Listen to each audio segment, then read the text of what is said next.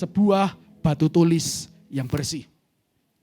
Firman Tuhan kita pada hari ini kita akan fokus kepada Lukas pasal yang keempat. Oke? Kita mundur sejenak daripada Lukas pasal yang keempat. Jemaat Tuhan, Lukas pasal 4, kalau teman-teman bawa Alkitab semuanya, di ayat 1 sampai kepada ayat yang ke-13 itu berbicara ketika Yesus dicobai oleh iblis. Setuju dengan saya ya? Alkitab sama toh, kita toh? Oke, lalu yang akan menjadi fokus kita adalah dimulai daripada ayat yang ke-14.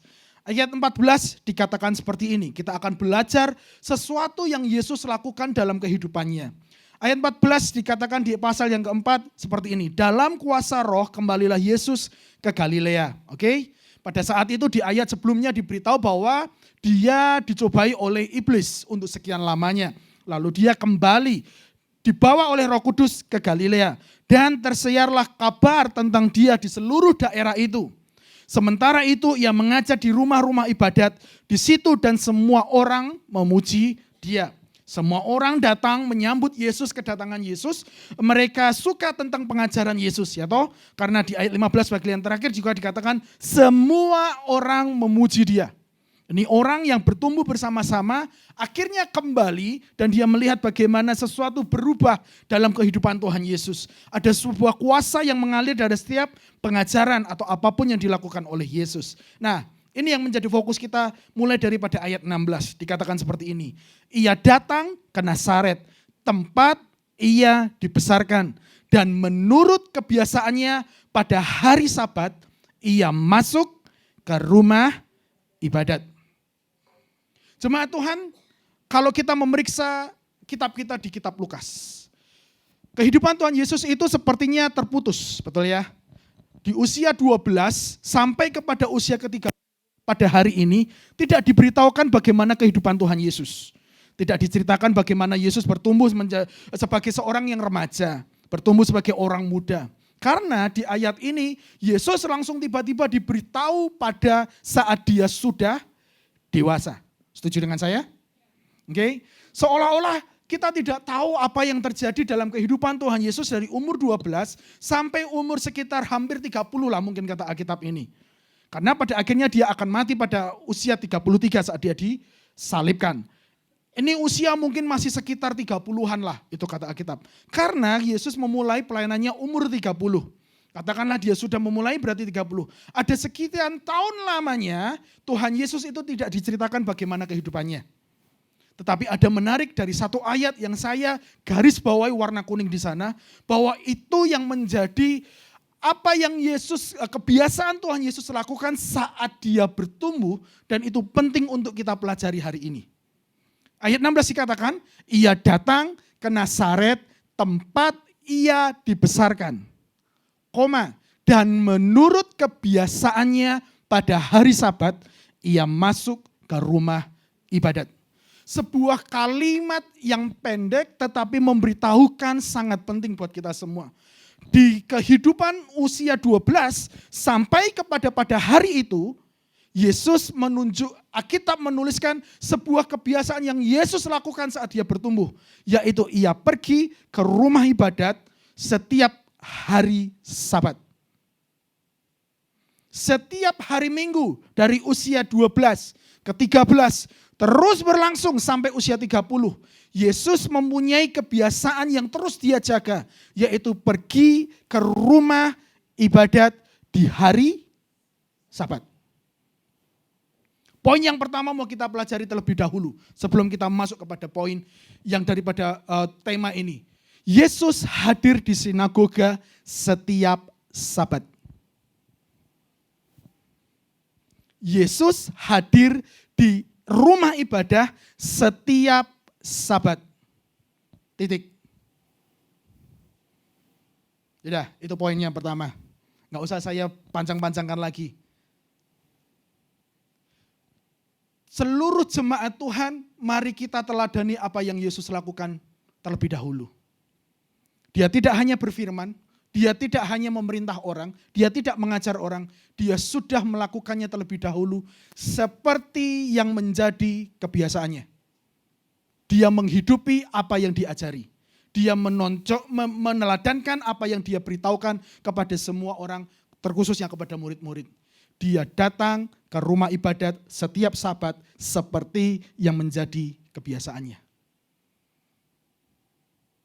Mari kita belajar dulu, apa sih sinagoga? Sinagoga adalah tempat biasa orang bangsa Israel itu berkumpul. Ada slide saya, next. Jemaat Tuhan, sinagoga itu adalah tempat di mana bangsa Yahudi berkumpul. Kita semua tahulah cerita bangsa Yahudi atau bangsa Israel. Mereka mengalami beberapa kali pembuangan ya. Nah, ketika saat di pembuangan, mereka harus berkumpul, mereka harus bertemu satu dengan yang lain. Saya menuliskannya di sana. Sinagoga artinya adalah tempat berkumpul atau tempat pertemuan. Oke? Tempat orang Yahudi berkumpul pada masa penawanan di Babel, di tempat pembuangan. Mereka harus berkumpul, mereka harus berkumpul bersama-sama di satu tempat untuk diajar mengenai hukum Taurat. Karena kalau mereka jauh daripada tanah asli mereka, mereka harus menjaga hukum Taurat itu kepada keturunan-keturunan berikutnya. Salah satu caranya adalah kumpul di rumah ibadat.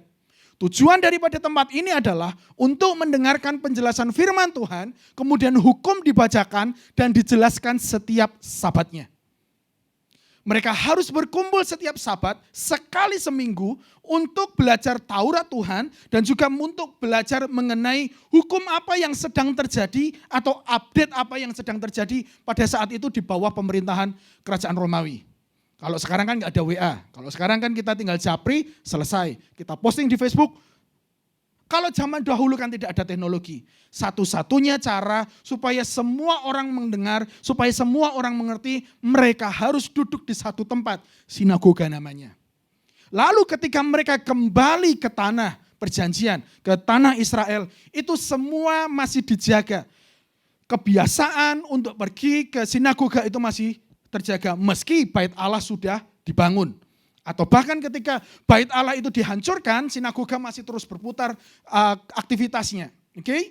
Lalu kalau kita menarik sinagoga sampai kepada gereja pada hari ini, gereja itu sesungguhnya berangkat, embrionya adalah daripada sinagoga itu. Karena sinagoga pada awalnya hanyalah sebuah pengajaran sebuah itu hukum Taurat, tetapi akhirnya ditambahi dengan puji-pujian. Ditambahi dengan doa, ditambahi dengan persekutuan. Lalu waktu berjalan akhirnya menjadi sebuah gereja. Secara sederhana, Yesus adalah seseorang yang selalu pergi ke gereja pada setiap hari Sabat. Yesus meneladankan sesuatu yang penting untuk menjadi kebiasaan semua orang percaya bahwa di hari Sabat engkau harus beribadah bersama orang lain di rumah ibadat. Yesus tahu persis bahwa dia juga mengajari untuk beribadah secara sendirian di hari-hari tertentu. Masih ingat ya? Yesus punya murid-murid. Yesus selalu bersama-sama dengan orang. Yesus ke sana, orang ikut. Yesus ke sana, orang ikut. Tetapi ada kalanya Tuhan mengambil waktu, dia sendiri berpencar dari yang lain, dia menyendiri dan dia berdoa kepada Bapa di surga. Tetapi ingat, setiap Sabat dia tidak pernah meninggalkan orang. Dia malah bersatu dengan orang untuk beribadah kepada Tuhan. Yesus sedang memberitahu bahwa harus ada sebuah keseimbangan di dalam peribadatan. Satu sisi engkau perlu beribadah secara sendirian kepada Bapa di surga. Masih ingat ayatnya? Pergilah ke sebuah ruangan tersembunyi, tutuplah pintu, kuncilah, dan carilah Bapa, maka di tempat tersembunyilah Bapa akan memberkati engkau. Masih ingat ayat itu? Tetapi di sisi lain Yesus mau menunjukkan bahwa engkau juga butuh orang lain untuk bisa bersama-sama beribadah kepada Tuhan. Nah masalahnya begini, orang Kristen itu sukanya milih-milih ya toh, mana yang cocok dengan dirinya, ngapunten. Aku lebih cocok di rumah sendirian berdoa. Aku bisa buka YouTube-nya muter tanpa capek, aku bisa mengalami Tuhan sendiri. Benar gak ya? Atau ada lain juga orang Kristen yang berkata, aku lebih suka hari Minggu. Lalu Senin sampai Sabtu tidak ingat tentang Tuhan. Pokoknya sudah hari Minggu, aku mau bersekutu dengan Tuhan. Tapi kalau sudah Senin, Minggu malam lah sudah mulai lupa Tuhan. Lalu besok minggunya datang lagi angkat tangan dan sebagainya. Tuhan Yesus mau memberitahu kepada kita bahwa adanya sebuah keseimbangan di dalam kehidupan devotion kita, kehidupan rohani kita. bahwa engkau perlu beribadah sendiri dan juga engkau perlu beribadah bersama dengan orang lain. Kedua hal ini tidak boleh dipisahkan. Kedua hal ini tidak boleh lebih tinggi daripada yang lain. Ini harus sama-sama. Karena dengan begitu kita bisa bertumbuh menjadi orang Kristen yang lebih sehat. Perhatikanlah orang yang cuma ke gereja setiap hari Minggu, tetapi tidak ada doanya Senin sampai Sabtu. Juga perhatikanlah mereka yang hanya berdoa di rumah Senin sampai Sabtu, tetapi tidak pernah muncul hari Minggu. Pasti ada yang salah dalam pertumbuhan rohaninya. Tapi kalau dua-duanya seimbang, maka mereka pasti akan sehat di dalam kehidupan rohaninya. Tahun ini kita masih fokus, ICS secara keseluruhan fokus kepada pertumbuhan rohani seseorang. Jemaat Tuhan, saya mendorong, kalau engkau mau bertumbuh lebih sehat di dalam Tuhan, kedua hal ini harus seimbang. Datanglah ke gereja setiap hari Sabat. Mau capeknya minta ampun, mau sibuknya minta ampun, boleh terlambat. Asal jangan terlambat waktu doa penutup.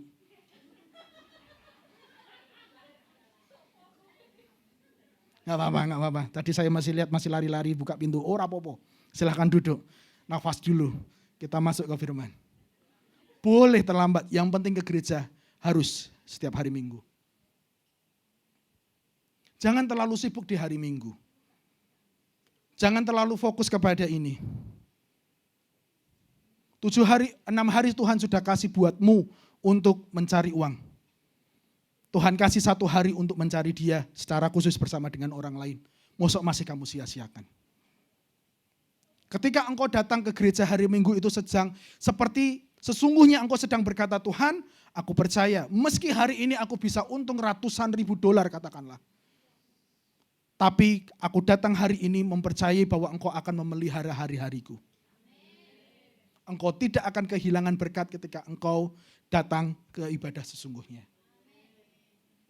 Pembelaan Tuhan sesungguhnya akan nyata dalam hidupmu ketika engkau mengkuduskan hari Sabat.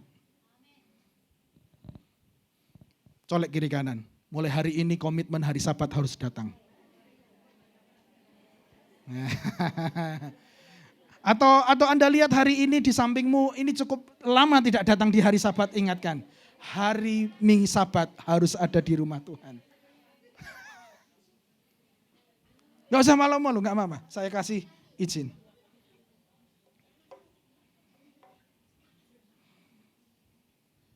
Hari Minggu kita harus khususkan buat Tuhan, jemaat. Hai jemaat Tuhan sekali lagi. Hari Minggu harus kita khususkan buat Tuhan. Dahulukan Tuhan, lalu baru nanti pergi ke agen. Atau agen lalu bilang, Cece saya harus ke gereja. Kalau belum selesai saya nanti balik lagi setelah ke gereja. Tuhan sudah menunggu saya. Kasih tahu kepada mereka. Atau apapun itu urusan yang harus kau kerjakan di hari Minggu. Katakan kepada dirimu, hari Sabat aku harus duduk bersama dengan orang lain untuk beribadah. Karena Yesus melakukannya. Kalau Yesus butuh apalagi kita ya toh. Yesus sedang memberitahu bahwa ada sebuah kuasa ketika kita berkumpul bersama-sama. Maka dia duduk bersama dengan orang lain. Di Matius pasal 18 ayat 20 dikatakan seperti ini. Sebab di mana 2 atau 3 orang berkumpul dalam namaku, di situ aku ada di tengah-tengah mereka. Saat ini Tuhan ada di antara kita. Karena kita berkumpul lebih daripada 2 orang, 3 orang. Dia ada di antara kita, dia mau mendengar doa kita, dia mau memberkati kita, dia mau memulihkan keadaan kita, dia mau memulihkan keadaan hatimu, dia mau mendengarkan semua jeritan hatimu yang tidak bisa engkau katakan di rumah atau di kamar tempat majikanmu. Dia ada di antara kita, mau memberkati kita semuanya. Dia mau memberitahukan itu kepada seluruh orang percaya sesungguhnya. Ketika engkau datang di hari Sabat, beribadah dengan orang lain, ada kuasa Tuhan yang mengalir. Ada roh Tuhan yang bekerja di antara kita. Jadi itulah poin yang pertama. Rohani kita bertumbuh lebih baik, lebih sehat ketika kita berkumpul bersama di gereja dibandingkan hanya dengan diri kita sendiri. Kita akan bisa bertumbuh secara sehat. Rajinlah beribadah setiap hari Minggu. Karena itu yang Tuhan sudah teladankan. Dan bersama dengan orang lain, rohani kita bisa bertumbuh bersama lebih sehat. Bagi saya kalau terjadi gesekan di dalam gereja, itu adalah baik. Asal gesekan itu tidak membuat engkau lari dan pergi. Tapi kalau engkau bergesekan dan engkau tetap setia, engkau sedang bertumbuh di tengah gesekan itu. Mohon maaf, kami hamba Tuhan tidak akan selalu setuju dengan apa yang kalian pikirkan. Karena kami akan selalu setuju apa yang dikatakan oleh firman Tuhan. Engkau boleh punya kebiasaan sesuatu ibu-ibu. Engkau boleh memegang satu prinsip dalam kehidupan. Monggo, kami tidak memaksa. Tetapi kami tidak akan selalu setuju dengan apa yang engkau pandang baik. Karena kami akan selalu setuju apa yang kata firman Tuhan.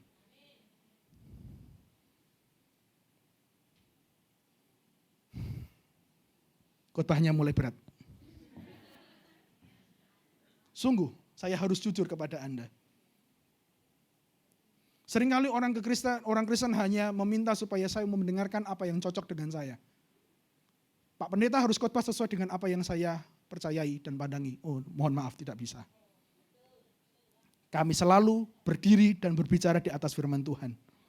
Dengan begitulah engkau butuh duduk dan belajar dan engkau diubahkan bertumbuh setiap hari minggunya. Jadi kalau ada gesekan, kalau ada tersinggung soal khotbah, oh saya tak pendeta begini, tidak apa-apa. Saya tidak marah. Karena kami tidak sedang membuat diri Anda senang, tetapi kami berusaha membuat Anda hidup sesuai dengan firman Tuhan. Kami pastikan itu saya dengan Pastor Ari dan seluruh pastor yang lain. Setiap hari Selasa kami duduk bareng.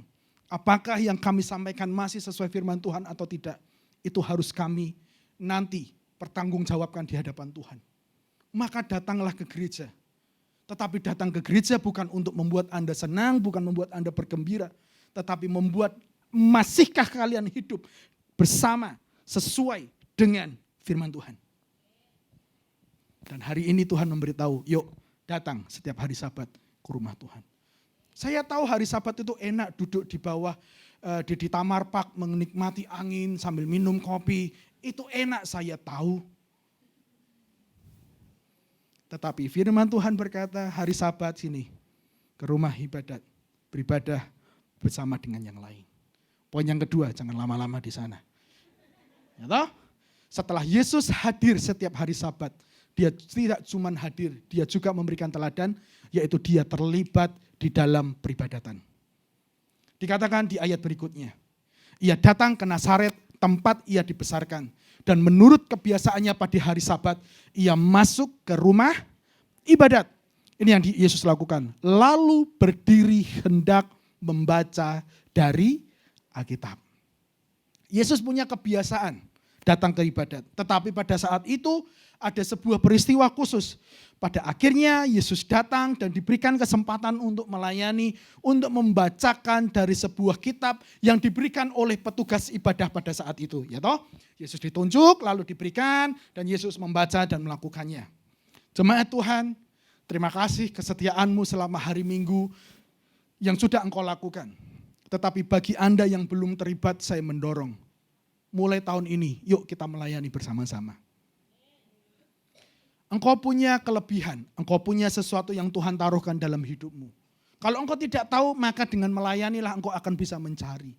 Jangan-jangan engkau orang yang memang suka berdoa. Atau jangan-jangan engkau suka menari, atau muter-muter dan sebagainya. Atau engkau suka main itu. Apapun yang membuat engkau bisa persembahkan kepada Tuhan, terlibatlah untuk melayani. Yesus melakukannya terlebih dahulu. Terlibat, jangan bilang aku gak bisa, aku wis tuwek. Saya tahu, aku sudah tua. Saya tahu, apakah yang di sini semua muda? Kan tidak. Ya toh, Yesus terlibat, maka kita semua juga harus terlibat melayani. Saya senang melihat yang di balik-balik kamera ini wajah-wajah baru. Tadi yang di sini juga wajah-wajah baru. Yang lain, monggo. Kalau disuruh ketua Kingdom Group jangan pura-pura sibuk. Jangan pura-pura tidak dibaca WA-nya ya toh. Balas, oke, aku mau terlibat. Semua jemaat di Taiwan saya suruh untuk terlibat. Saya mulai sederhana untuk menyapu. Mumpung ukuran gedungnya tidak segede ini ya toh, kasihan juga sendirian nyapu. Hanya cukup untuk 30-50 orang saya suruh nyapu. Melayani ya minggu depan, siap Pak, oke. Singer ya Pak, enak aja, sapu.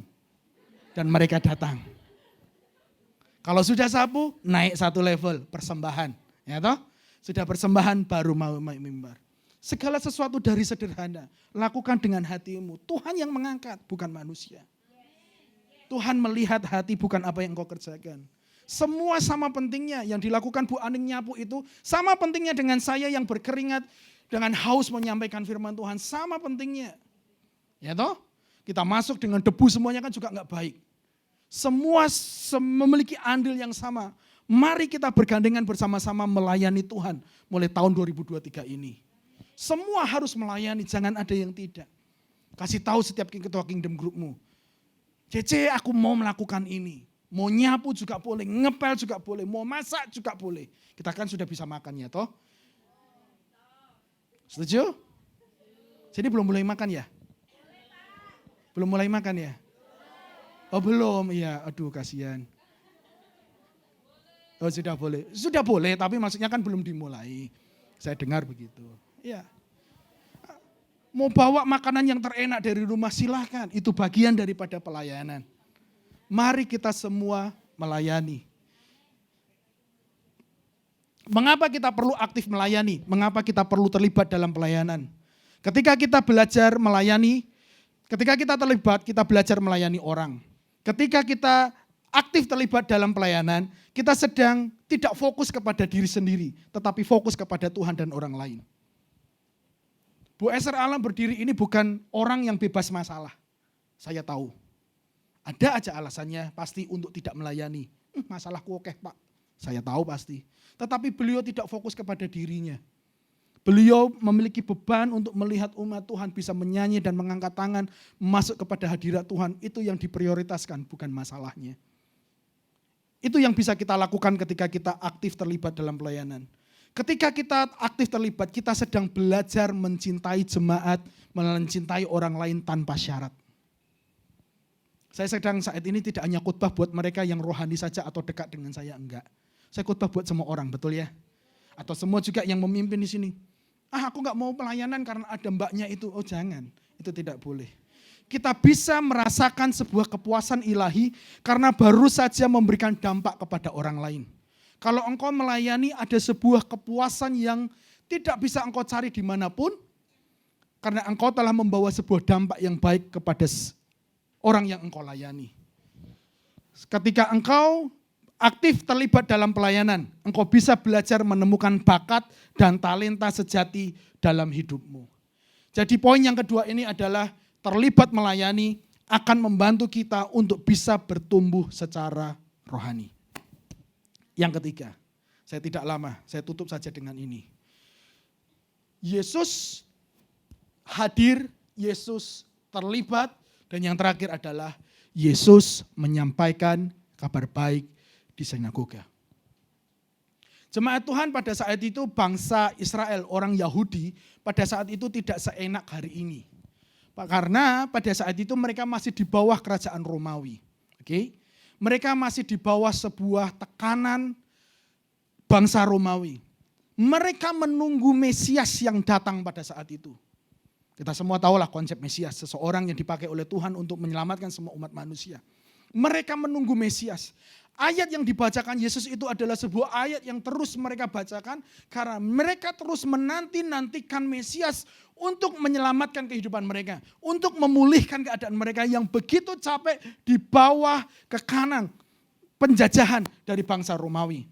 Tetapi ini yang Yesus lakukan. Ayat 17 dari pasal yang keempat dikatakan seperti ini.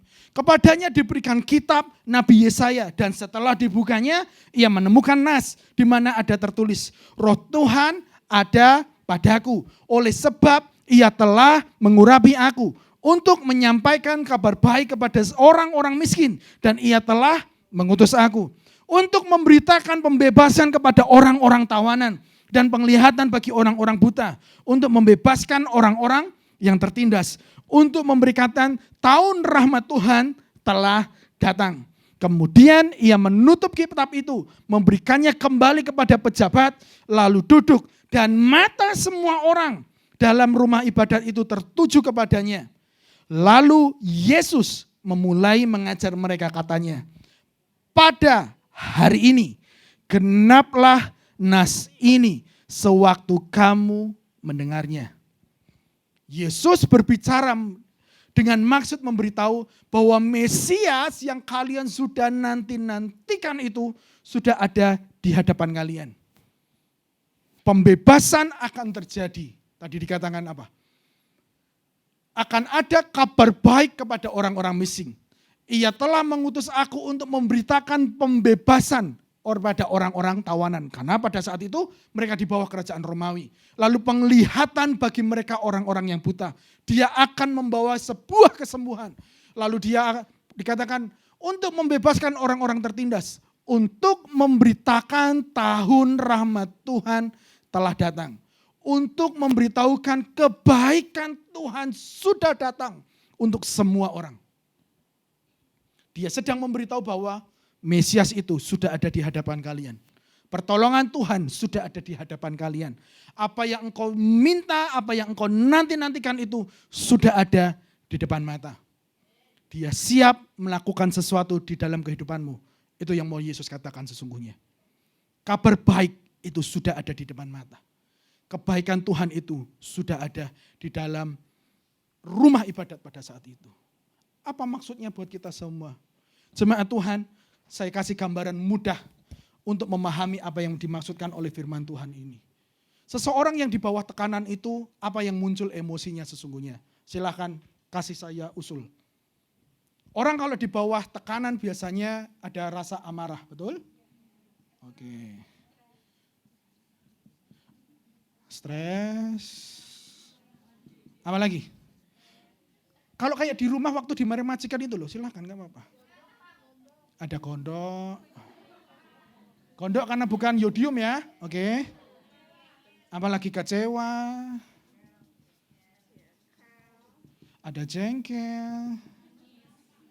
Apalagi? Ayo. Enggak apa-apa. Saya persilakan untuk curhat pada siang hari ini. Emosi marah, oke lah emosi. Apa lagi? Kecewa, sudah. Apa lagi? Menangis. Emosinya, bukan yang dilakukan. Apa? Sedih. Apa lagi?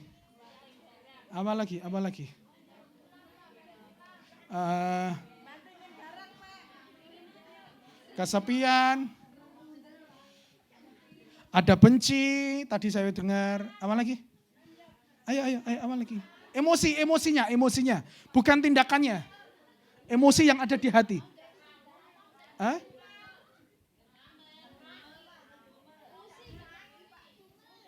Emosi sudah saya tulis. Apa lagi ya? Sebentar, saya tadi punya listnya banyak.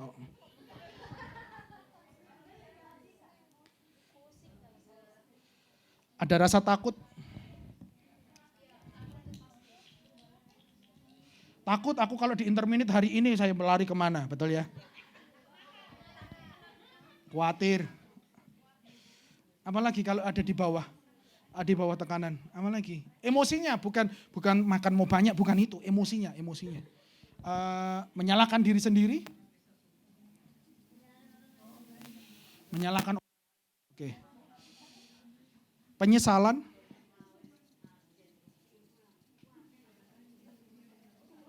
Oke. Semua hal-hal negatif bisa muncul ya. Setuju dengan saya? Kalau seseorang di bawah tekanan, seseorang di bawah tindasan, itu tidak mudah ya toh? Yaudah, sekarang perhatikan saya. Yang dimaksudkan Yesus dia berdiri dan berkata, pada hari ini genaplah nas ini sewaktu kamu mendengarnya. Ini yang mau Yesus lakukan sesungguhnya. Dia mau menghapus semua yang buruk itu menjadi bersih kembali.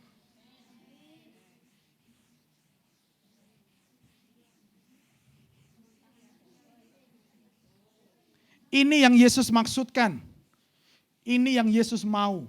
Ini yang akan Yesus lakukan dalam kehidupan kepada semua orang. Dia datang sebagai Mesias untuk menghapus segala sesuatunya menjadi bersih kembali dan tidak ada yang bersisa. Yesus pastikan tidak boleh ada lagi ada rasa amarah, ada rasa benci, ada rasa emosi, ada rasa jengkel, gondok dan sebagainya. Yesus lakukan, Yesus pastikan bersih kembali.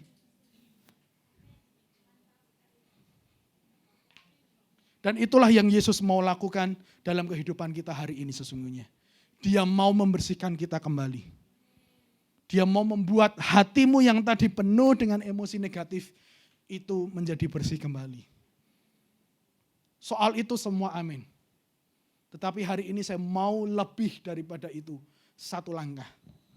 Pertanyaannya adalah, kalau Tuhan sudah bersihkan hatimu, kalau Tuhan sudah bersihkan hidupmu, kalau Tuhan sudah hilangkan semua yang buruk itu, pertanyaannya adalah, perhatikan saya, mau enggak engkau menyerahkan pena itu supaya Tuhan menulis yang baik dalam hatimu sekali lagi? Enggak semua orang rela memberikan pena itu. Tuhan, tulis yang baik sekali lagi dalam hidupku, karena engkau sudah memberikannya bersih untukku. Yang seringkali semua orang lakukan adalah meminta pensil itu lagi dan menulis semuanya menjadi penuh buruk lagi. Hari ini kuat di hati saya ketika saya berdoa buat North Point.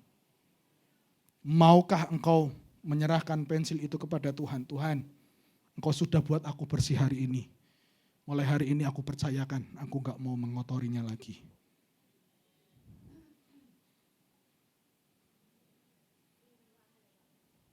Wangel Pak, saya dengar suara itu. Saya tahu. Tapi itulah tugas Tuhan. Dia sudah bersihkan, jangan pernah kotori lagi.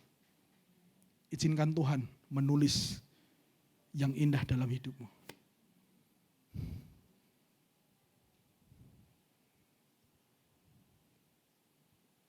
P, gelem ora?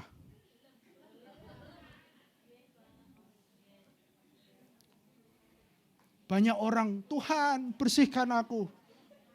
Setelah bersih, tidak kembali lagi. Di minggu yang keberapa ini? Minggu yang kedua ya. Di minggu yang kedua bulan Maret. Saya mau menantang seluruh jemaat. Tuhan, ini hidupku, ini tinta ilahi. Tuliskanlah yang baik sekali lagi sesuai dengan kehendak-Mu. Supaya cerita indah itu bisa terjadi dalam hidupku.